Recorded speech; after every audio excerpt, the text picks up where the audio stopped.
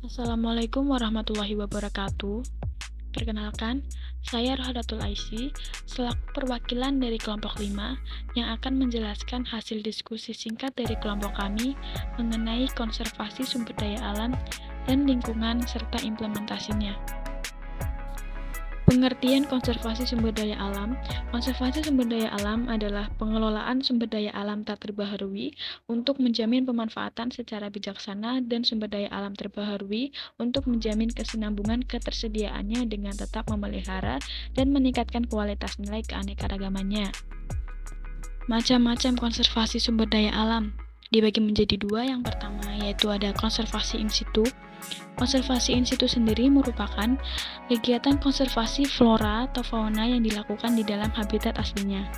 Konservasi in situ mencakup kawasan suaka alam, yaitu cagar alam dan suaka marga satwa, serta kawasan pelestarian alam, yaitu taman nasional, taman hutan raya, dan hutan wisata alam. Yang kedua yaitu konservasi ex situ. Konservasi ex situ sendiri merupakan upaya pelestarian keanekaragaman hayati yang dilakukan bukan pada habitat aslinya, tetapi pada habitat buatan. Konservasi ex situ menjadi alternatif apabila habitat asli dari suatu spesies sudah rusak, sehingga tidak layak lagi untuk dihuni, dan apabila ingin mengembalikan fungsinya juga butuh waktu yang lama. Selanjutnya yaitu permasalahan yang dihadapi dalam pelaksanaan konservasi sumber daya alam dan lingkungan. Berikut ini merupakan berbagai masalah lingkungan yang bisa timbul dari berbagai aspek. Yang pertama, perubahan iklim. Perubahan iklim merupakan salah satu masalah lingkungan yang juga menimbulkan penyakit.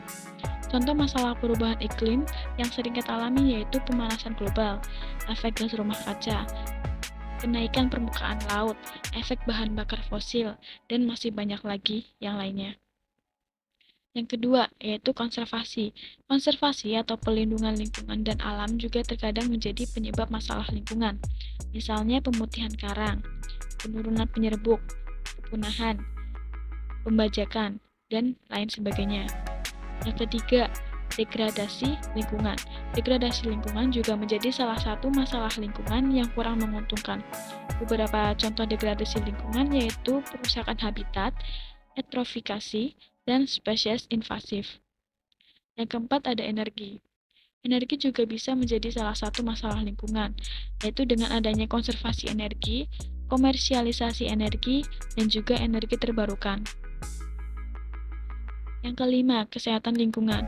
Lingkungan juga harus sehat, sebagaimana kualitas air, udara harus selalu terjaga. Biasanya, masalah lingkungan yang disebabkan oleh kesehatan lingkungan ialah karena keracunan timbal, asma, medan elektromagnetik, radiasi elektromagnetik, dan lainnya. Yang keenam, over polusi. Polusi memang sangat berbahaya bagi kesehatan. Contoh masalah yang ditimbulkan biasanya berasal dari polusi tanah, penguburan, krisis air, serta overpopulasi pada hewan. Selanjutnya yang ketujuh, pertanian intensif. Pertanian memang bidang yang bermanfaat, tapi ternyata ada masalah lingkungan yang timbul dari bidang pertanian. Contohnya, ladang ternak, irigasi, pestisida hanyut, monokultur, dan juga pembakaran. Terakhir, pencemaran air. Air merupakan sumber kehidupan yang vital, namun masalah lingkungan pun bisa berasal dari air. Contohnya ialah hujan asam, polusi laut, tumpahan minyak, limbah, krisis air, puing laut, polusi kapal, dan yang lainnya. Nah, tadi merupakan permasalahan yang ada pada konservasi sumber daya alam dan lingkungan. Nah, selanjutnya yaitu upaya penanggulangan konservasi sumber daya alam dan lingkungan. Yang pertama ada pengelolaan sumber daya alam berwawasan lingkungan hidup dan berkelanjutan. Untuk menanggulangi masalah kerusakan yang terjadi pada lingkungan perlu diadakan konservasi. Konservasi dapat diartikan sebagai upaya untuk memelihara lingkungan, mulai dari lingkungan keluarga, masyarakat, sampai bangsa. Nah, yang kedua ada melindungi dan menjaga daerah tangkapan hujan di kawasan pegunungan agar selalu terjaga kesediaan air. Yang ketiga, meningkatkan resapan air tanah untuk menanggulangi sumur resapan dan pembukaan lahan. Yang keempat, mengatur penggunaan air agar tidak terlalu berlebihan sehingga mengurangi persediaan air. Yang kelima, pencegahan pembuangan air limbah ke laut dan sungai. Nah, ada lagi beberapa upaya penanggulangan yang tidak dituliskan di PPT, yang yaitu melakukan reboisasi di daerah pegunungan agar resapan air selalu terjaga dan untuk keseimbangan lingkungan. Kegiatan penghijauan di pinggir jalan raya, daerah perkantoran, dan daerah pusat lainnya. Memperbanyak penggunaan pupuk organik dan pupuk kandang agar menjadi kelestarian tanah. Membuat suaka marga satwa, cagar alam, taman nasional, dan hutan suaka alam untuk melindungi segala keanekaragaman hayati. Meningkatkan peranan badan lingkungan hidup di tiap daerah. Dan yang terakhir, meningkatkan pengawasan terhadap pengelolaan lingkungan hidup secara berkesinambungan. Nah, jadi itu tadi merupakan hasil diskusi dari kelompok 5 mengenai konservasi sumber daya alam dan lingkungan. Selanjutnya akan ditampilkan video implementasi dari konservasi sumber daya alam dan lingkungan. Video ini diambil dari Dinas Lingkungan Hidup Pemerintah Kabupaten Tegal. Yuk simak videonya bersama-sama.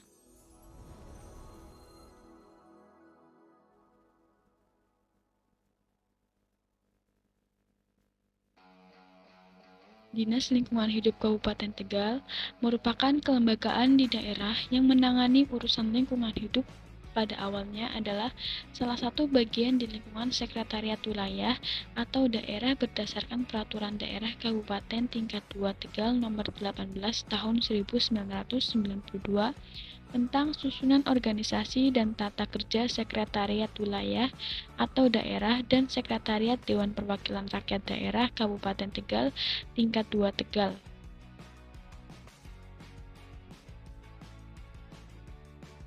Pada kegiatan kali ini, Dinas Lingkungan Hidup Kabupaten Tegal bersama OPD terkait serta Bank Jateng melakukan goes bersama dan melakukan penanaman pohon di sekitaran pasar. Penanaman pohon ini dilakukan di Pasar Traiman Slawi, Kabupaten Tegal dalam rangka persiapan penilaian Adipura tahun 2022.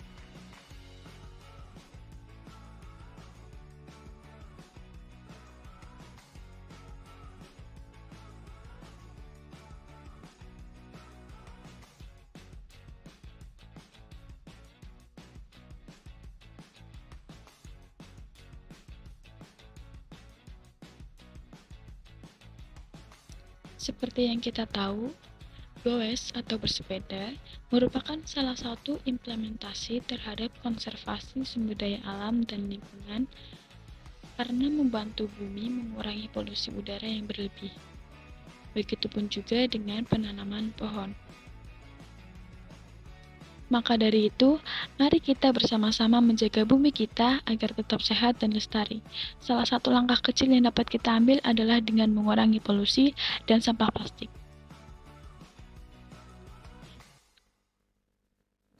Nah, jadi itu tadi video implementasi konservasi sumber daya alam dan lingkungan yang kelompok kami lampirkan. Saya, Rahlatul Aisy, selaku perwakilan kelompok 5, pamit undur diri. Sekian dan terima kasih. Wassalamualaikum warahmatullahi wabarakatuh.